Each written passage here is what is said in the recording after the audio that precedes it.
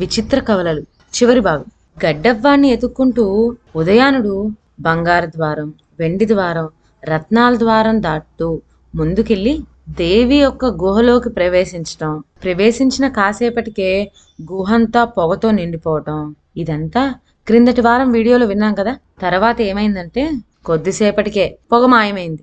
మళ్ళీ అడుగు ముందుకు వేసేసరికల్లా రకరకాల శబ్దాలతో గుహంతా మారుమ్రోగింది. అయినా ఉదయానుడు చెలించలేదు. దేవికి ఎదురుగా నిలిచాడు. ఇందరు అమాయకుల ప్రాణాలను బలికోరటం నీకు న్యాయమేనా తల్లి? ఆ దుర్మార్గుడికి మరింత బలం ప్రసాదించటంలో లోకానికి మేలేమిటి తల్లి అన్నాడు. దేవి ఉలకలేదు పలకలేదు. ఇంతవరకు నిద్రాహారాలు లేక పడరాని కష్టాలు పడ్డాం. ప్రాణాలు పోయినా సరే వాణ్ణి హతమార్చనదే పోను. వాడి ప్రాణాలు ఎక్కడున్నాయో చెప్పి పుణ్యం కట్టుకో అన్నాడు మళ్ళీ ఉదయానుడు. దీనికి సమాధానం చెప్పలేదు దేవి. ఇది పని కాదని ఉదయానుడు దేవి చేతిలో ఉన్న గెద్దను తన కత్తితో ఒక్క వ్రేటుకు నరికేశాడు. గెద్ద కాస్త అగ్నిగుండంలో పడింది. అలా పడిందో లేదో దేవి విగ్రహం ఒక్కసారిగా మాయమై ఆ ప్రదేశమంతా బ్రహ్మాండమైన వెలుగుతో నిండిపోయింది. ఉదయానుడు గిరుక్కున వెనుదిరిగి చూచాడు. అంతకు ముందు తను దాటి వచ్చిన ద్వారాలు, గదులు ఏమీ లేవు. అంతా ఒక ఎడారిలా తయారైంది. ఉదయానుడు తిరుగుముఖం పట్టాడు. అంతకు ముందు రత్నాల ద్వారం ఉన్న చోట రత్నాలతో పొదగబడిన ఒక బాతు గుడ్డు వంటి గుడ్డు కనిపించింది. దాన్ని తీసుకొని మరికొంత దూరం వచ్చేసరికి అలాంటిదే వెండి గుడ్డు కనిపించింది. అది తీసుకొని మరికొంత దూరం వెళ్లేసరికి బంగారు గుడ్డు కనిపించింది. దాన్ని తీసుకొని ముందుకు సాగేసరికి గడ్డెవ్వాడు వేళ్లాడుతూ పడిన గది కూడా కనిపించకుండా పోయింది. ఉదయానుడు విస్తుపోతూ పాతాళంలోంచి బయటకు వచ్చాడు. అప్పుడే రాక్షసుడు సేవకులు వచ్చి చుట్టుముట్టారు. వాళ్ళతో పాటు కొలంలో హంసరూపంలో ఉంటున్న వాళ్ళు కూడా మామూలు స్వరూపాలు పొంది వచ్చేశారు. సోదరుడు కనపడగానే సంధ్య ఒక్క పరుగున వచ్చి కౌగులించుకున్నాడు. ఇంతలో రాక్షసుడి సేవకులు ఉదయాన్ని అమాంతం భుజాలపైకి ఎక్కించుకుని, నీవు దేవుడువయ్యా మహారాజా, నీ ధర్మమా అని ఇన్నాళ్లకు మాకు ముక్తి దొరికింది. నీ రుణం ఎలా తీర్చుకోవటమో అన్నారు ఏకకంఠంతో. ఒకడు ఉదయానుడు మొండి చేతిన కారుతున్న రక్తం చూచాడు. చూస్తారేమర్రా, పసరు తేండి అని కేకవేశాడు. వాడు పసరు తెచ్చి చేతికి రాచి కట్టుకట్టాడు. అప్పుడు ఉదయానుడు వాళ్ళనందరినీ తీసుకొని కొలను వైపు వెళ్ళాడు. తీరా చూడగా అక్కడ కొలను లేదు, చుట్టుప్రక్కల చెట్లు లేవు. తనలాగానే రాక్షసుణ్ణి తెగటార్చడానికి వచ్చి శిలలుగా మారిపోయిన దురదృష్టవంతుల ప్రతిమలు మాత్రం నిలిచి ఉన్నాయి. ఉదయానుడికి ఏమీ అర్థం కాలేదు. కొలనేది అని అడిగాడు. ఇంకా కొలను ఎక్కడుంటుంది బాబు, దేవి మాయం కావటంతోనే అన్ని మాయమైపోయినాయి అన్నాడు ఒకడు. మరైతే ఈ శిలాప్రతిమల గతేమిటి అని ఆత్రంతో ప్రశ్నించాడు ఉదయానుడు. వాళ్ళ గతి అంతే, కొలను కాస్త పోయే, వాళ్లకు మామూలు స్వరూపాలు ఎలాగొస్తాయి అన్నారు సేవకులు. అయ్యో ఎంత దారుణం, నిష్కారణంగా ఇందరి ప్రాణాలు హరించిపోవటానికి కారకున్నయ్యానే అంటూ విచారించసాగాడు ఉదయానుడు. అటు తర్వాత సోదరుడు నిషీధుడు ఏమైపోయాడో, ఆ గడ్డెవ్వాడు ఏమయ్యాడో, రాకుమార్తెలు ఏమయ్యారో తెలియలేదు, తెలుసుకోవాలి అన్నాడు ఉదయానుడు. మరి పదండి అన్నారు సేవకులు. అలా కాదు, మీరంతా ఇక్కడే ఉండండి అని వాళ్ళని అక్కడ కాపలా పెట్టి సంధ్యని ఇతర పరివారాన్ని తీసుకొని వెంటనే ఉదయానుడు బయలుదేరాడు. ముందుగా అతడు ప్రతాపుడి రాజ్యం చేరుకొని బొగటా చేశాడు. అబ్బే ఎవరూ రాలేదు, నీవెప్పుడు వెళ్ళటం, నిన్ను మళ్ళీ ఇప్పుడే చూడటం, ఆ రాక్షసుని తప్పించుకొని ఎలా వచ్చావోయ్ అని ప్రశ్నించాడు ప్రతాపుడు.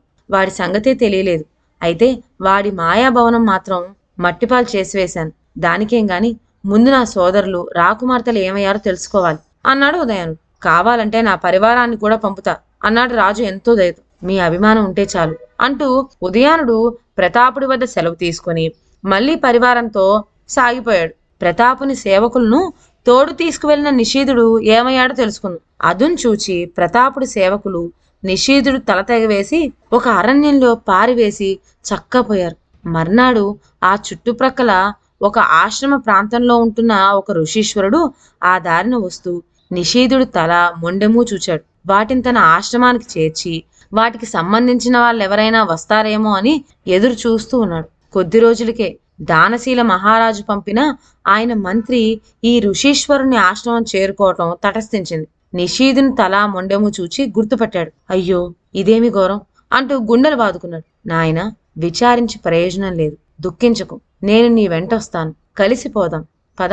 నేను చేయగల ఉపకారమల్లా ఒక్కటే, ప్రాణం పోయటం నా చేత కాదు, కానీ ఎంతకాలమైనా సరే ఈ కళేబరం చెడిపోకుండా నిల్వ చేయగలను అని ఓదార్చాడు ఋషీశ్వరుడు. అంతకంటే కావాల్సిందే ఉన్నది. ఈ ఆపద సమయంలో మీరు దేవుళ్లాగా వచ్చారు. మనం ఈ స్థితిలో శ్రావస్తి చేరుకుంటే చాలు, తరువాత సంగతి ప్రభువులే ఆలోచించగలరు అన్నాడు మంత్రి. అదే ప్రకారం వారు శ్రావస్తి చేరుకున్నారు. నిషీధుని కళేబరంతో సహా లోపల ప్రవేశించేసరికల్లా అందరూ కొయ్యబారిపోయారు. సంధ్య, ఉదయానుడు, వాళ్ళ ముసలి తల్లి పేగులు తరుక్కుపోయేటట్లు విలిపించారు. రాజు పరివారము దుఃఖసాగరంలో మునిగిపోయారు. ఋషీశ్వరుడు అందరినూ ఓదారుస్తున్నాడు. ఈ స్థితిలో గడ్డెవ్వాడు కూడా ప్రవేశించాడు.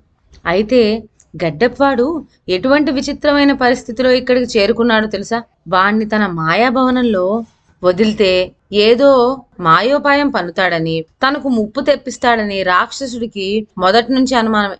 అందుచేత సంచారానికి బయలుదేరినప్పుడు వాణ్ణి కూడా తన వెంట తీసుకుపోయేవాడు. ఒకసారి రాక్షసుడు గడ్డెవ్వాడిని వెంటబెట్టుకొని ఆకాశ మార్గాన సంచరిస్తున్నాడు. దిగువంతా మహాసముద్రం. సరిగ్గా ఇదే స్థితిలో ఉదయానుడు దేవి చేతిపైన ఉండే గెద్దను పడగొట్టడం జరిగింది. ఇక్కడ ఉదయానుడు గద్దను పడగొట్టడం ఏమిటి? ఆకాశ మార్గాన గద్ద రూపంలో ఉన్న రాక్షసుడు నిజ రూపం పొంది హరీమంటూ సముద్రంలో పడి ప్రాణాలు విడవడం ఏమిటి? రెండు ఒకే మాటలో జరిగినాయి. మరి గెద్దతో పాటు మన గడ్డెవ్వాడున్నాడుగా, వాడు సముద్రం మధ్యలో పడ్డాడు. కానీ శ్రమపడి ప్రయత్నించి 2 రోజుల పాటు ఈదుకొని వచ్చి కొస ప్రాణాలతో ఒడ్డు చేరుకున్నాడు. మాయాభవనం మట్టిపాలైందని ఇక ఏ విధమైన బాధలు ఉండవని గ్రహించాడు గడ్డెవ్వాడు. ముందు సంగతి ఏమిటా అని ఆలోచిస్తూ తను చేరుకున్న ఊరి ఏదో అక్కడి వాళ్ళను విచారించాడు. అది శ్రావస్తి నగరం అని వాళ్ళు చెప్పగానే అతని ఆనందానికి మెరలేకపోయింది. కానీ వాడు ఎంతో ఉత్సాహంతో రాజభవనం ప్రవేశించేసరికల్లా అంతా గోలగోలగా ఉన్నదే. అయితేనే ఎన్నెన్నో వ్యూహాలు ఛేదించుకు వచ్చిన మొనగాడు గడ్డెవ్వాడంటే. ఖ్యాతి పొందిన రాక్షసుడి చేతిలో మసలినవాడు మామూలు మానవుల్లాగా ప్రతి విషయంలోనూ అధైర్యం చెందుతాడా? అందరినీ ఊరడించాడు. ఇప్పటి వరకు అంతా స్వయంగానే నడిచింది, కంగారు పడవద్దు అన్నాడు. ఉదయానుణ్ణి చేరవిల్చాడు. అబ్బాయి, ఇదంతా ప్రతాపుడి కుట్రే కాని వేరు కాదు. భస్మాలు అంజనాలు వాడే కాజేసి ఉంటాడు. ముందు వాటిని తిరగ చిక్కించుకోవాలి. ఈ పని చూడు అన్నాడు. క్షణమైనా నిలవలేదు ఉదయానుడు. దానశీల మహారాజు గారి సైన్యాన్ని తీసుకున్నాడు. గడ్డెవ్వాడిని వెంటబెట్టుకొని మలవరాజ్యం చేరుకున్నాడు. నగరం చూడబోతే పందిళ్లతో పచ్చటి తోరణాలతో కలకల్లాడుతూ ఉంది. ఈ వేడుకంతా ఏమిటా అని విచారించగా ప్రతాప్ మహారాజులం గారికి ఒక్కసారిగా 3 మహారాణీలు రాబోతున్నారని అబ్బురంగా చెప్పుకుంటున్నారు అందరూ. గడ్డెవ్వాడు చెప్పిన సూచనలు అక్షరాలా నిజమైనట్టుగానే తోచింది ఉదయానుడు. ఆశ్చర్యంతో వాళ్ళు మహల్ ప్రవేశించారు. పెళ్లిపీటల మీద వరసన సుహాసిని, సుభాషిని, సుకేశినీళ్లు 3 కూర్చుని ఉన్నారు. కులుకుతూ ఉన్న ప్రతాపుడు 3 మంగళసూత్రాలు చేతబట్టుకుని ఉన్నాడు. ఉగ్రమూర్తి అయినాడు ఉదయానుడు. ఒక్క లిప్తలో ముందుకు దూకాడు. కానీ గడ్డెవ్వాడు అడ్డుకున్నాడు. అంతలోనే సైన్యమంతా కోటను ముట్టడి వేసింది. ప్రతాప్ మహారాజుకి బేడీలు తగిలించగానే ఆయన తెల్లబోయి నిశ్చేష్టుడయ్యాడు. చేసేదేమున్నది, కథ అడ్డం తిరిగింది. ప్రతాపుడు దాసోహం అన్నాడు. తప్పు ఒప్పులను ఒప్పుకున్నాడు. కాజేసిన భస్మాలు అంజనాలు అప్పగించేశాడు.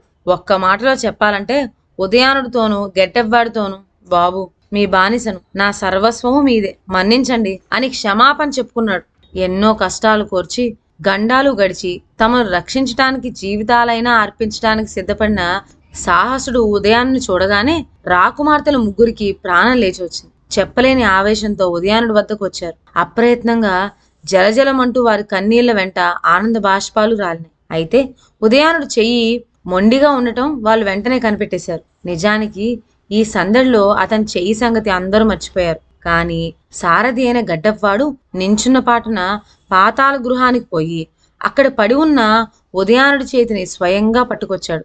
అంజనాలు ప్రయోగించి చేతిని మామూలుగా అతికించేశాడు. మరొక చిత్రం ఏమిటంటే, రాక్షసుడు మూగవాళ్ళనుగా చేసి వదిలాడు కదా. అయితే దేవి చేతిలో గెద్ద ఎప్పుడైతే పోయిందో రాక్షసుడు అప్పుడే పోయాడు. రాక్షసుడితోనే పోయినాయి వాడు ప్రయోగించిన మాయలన్నీ. ఆ మాయల్లో ఒకటైన రాకుమార్తెల మూగతనము పోయింది. ఇప్పుడు వాళ్ళు మామూలుగా చిలకల్లాగా మాట్లాడుతున్నారు. ఈ విధంగా రాకుమార్తెలనే గాక మలవ రాజ్యాన్ని కూడా సంపాదించుకువచ్చిన ఉదయానుడు అందరినూ వెంటబెట్టుకొని శ్రావస్తిలో అడుగుపెట్టాడు. గడ్డెవ్వాడు భస్మాలు అంజనాల ప్రభావంతో నిషీధుని తల మొండెము అతికించి జీవం పోశాడు.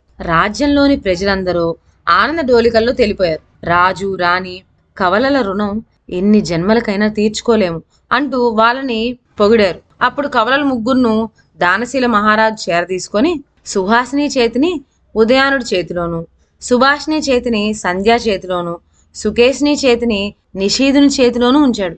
గురుతుల్యుడైన గడ్డెప్పాడు దీవించగా ముగ్గురు కవలలకు, ముగ్గురు రాకుమార్తెలకు అతి వైభవంగా వివాహం జరిగింది. తర్వాత దానశీల మహారాజు గడ్డెవ్వాణ్ణి మాలవ దేశానికి అధిపతిగా ఉండమని కోరాడు. కానీ సర్వసంగా పరిత్యాగి నిమిత్తమాత్రుడు అయిన గడ్డెవ్వాడికి రాజ్యాలెందుకు? ప్రతాపుడు పశ్చాత్తాపం తెలపగా అతని రాజ్యం అతనికి తిరిగి ఇప్పించి వేశాడు. తర్వాత మహారాజు తన రాజ్యాన్ని ముగ్గురు కవలలను పంచుకోమని కోరాడు. కానీ కవలలు ఎంతమాత్రం అందుకు ఆశపడలేదు. సర్వసమర్థుడైన ఉదయానుడు తను రాక్షసుడి భవనంలో చేజిక్కించుకున్న గుడ్లు 3 బయటకు తీశాడు. కొంత దూరాన విడివిడిగా గడ్డెవ్వాడి సలహా మీద వాటిని 3 చోట్ల పెట్టి బద్దలు కొట్టేసరికి అక్కడ వరుసగా వెండి కోట, బంగారు కోట, రత్నాల కోట 3 ఏర్పడినాయి. స్వయంగా నిర్మించుకున్న ఆ కోటల్లో కవలలు ముగ్గురు సుఖంగా ఉంటున్నారు. ఇంత హడావిల్లోనూ వారు ఒక విషయం మటుకు మరవలేదు. దుష్ట రాక్షసుని బలికి ఆహుతి అయి శిలలుగా మారిపోయిన ఆ ప్రతిమల సంగతి ఉదయానుడు మనసులో బాధిస్తూనే ఉంది. ఆ మహావీరులకు స్మరక చిహ్నంగా ఒక చక్కటి భవనం నిర్మించి ఆ భవనం చుట్టూ ఆ ప్రతిమలను స్తంభాలుగా అమర్చాడు. ఇదండి మన విచిత్ర కవలల కథలు. ఇవాళ్టితో విచిత్ర కవలల కథలన్నీ ముగిసిపోయినాయి. ఇలాంటి మరికొన్ని మంచి కథలతో నెక్స్ట్ వీడియోలో కలుద్దాం. అంతవరకు సెలవు. నా ఛానల్లోని కథలు మీకు నచ్చినట్లయితే నా ఛానల్ను లైక్ చేసి సబ్స్క్రైబ్ చేయండి. షేర్ చేయడం మర్చిపోవద్దు. కొత్త కథల నోటిఫికేషన్ కోసం బెల్ ఐకాన్ ప్రెస్ చేయండి. Thank you.